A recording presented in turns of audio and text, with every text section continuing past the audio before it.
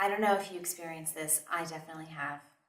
And I've heard this from countless women around the world that I have supported in their speaking and in bringing out their voice to the world. And it's this.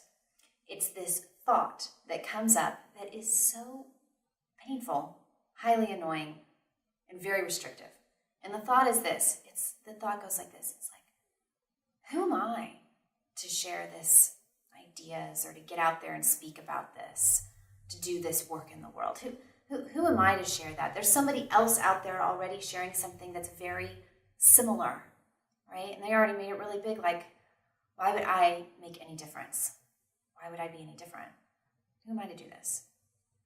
That voice holds back so many people from bringing out their ideas, their wisdom, the ways that they really want to create and contribute. And it's just really painful because there's so much suffering that happens as a result of that. So I want to talk about that voice, because that voice is so deeply misinformed about what's going on here. And we need to set it straight and get clarity, right? So that your mind can be totally online with you in bringing out the work and the creativity and the ideas that you're here to give.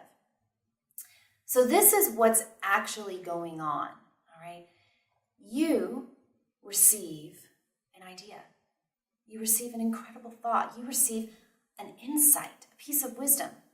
And then you have the desire to then get out there and share it. You just have this longing to, God, I really want to share that with people. That's really important. Or, oh my gosh, that's really beautiful and inspiring. I want to do that, right?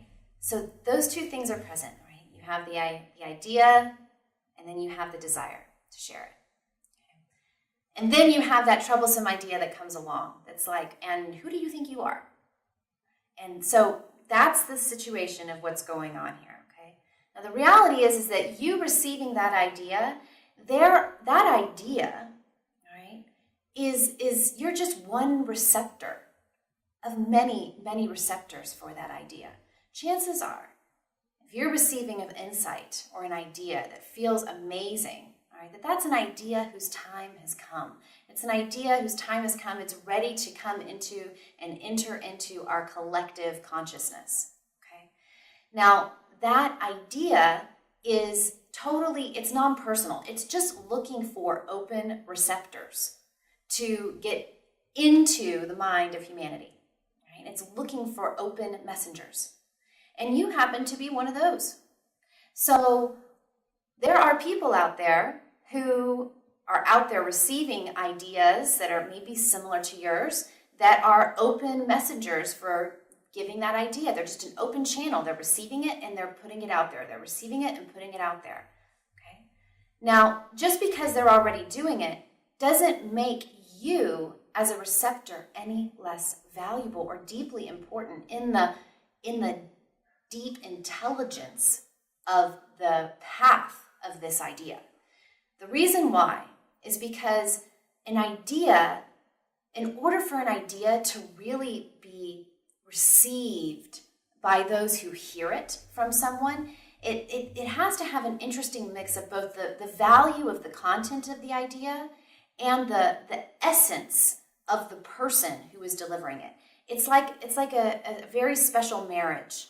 Okay, so let's say that this person over here who is sharing that idea, or an idea that may be similar in some way to you, is out there sharing it, all right? They're sharing that idea, and they have their own unique energy, their own unique essence. They have their own unique stories that is part of the mix of them delivering that idea. And there are people who vibe on that mix. All right, it's like a lock and a key. There are people who are they need that particular mix of an incredible idea plus the essence of the messenger in order for it to fit, for them to really receive it and get it and be impacted by it.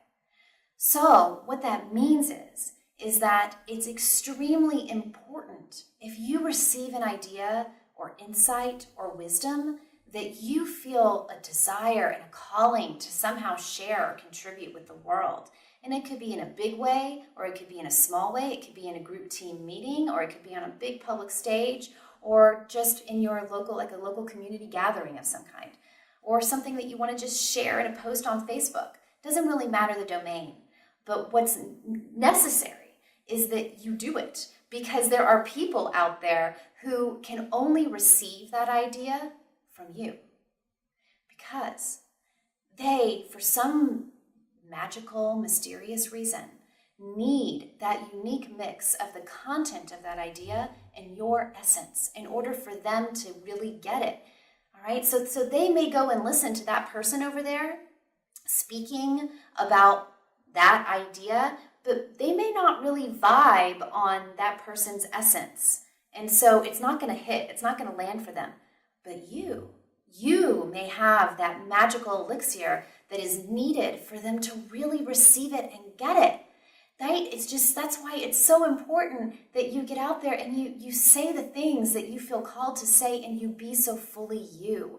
You be so fully authentic, because when you're authentic, that's how people really feel the truth of your essence. And it's so necessary, because that is so an essential part of how they're going to get and receive your idea and be impacted by it.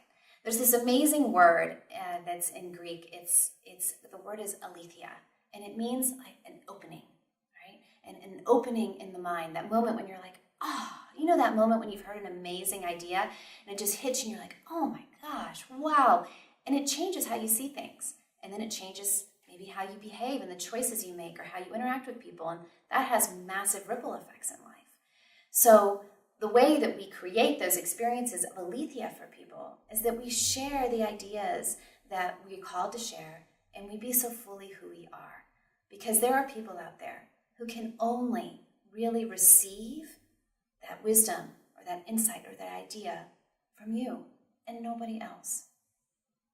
So that is why it is so important the next time you hear that voice that comes along when you have an amazing idea or insight or discovery, and you're like, oh God, I really want to share that.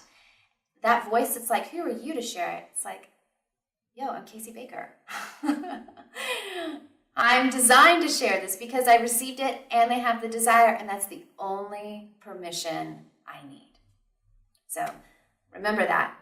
You are who you are. You have total inner authority to share the wisdom that comes through you with this world if you have the desire to share it. The value of your ideas lies deeply in you understanding the deep value of who you are and your right to be a messenger for the ideas and the wisdom that you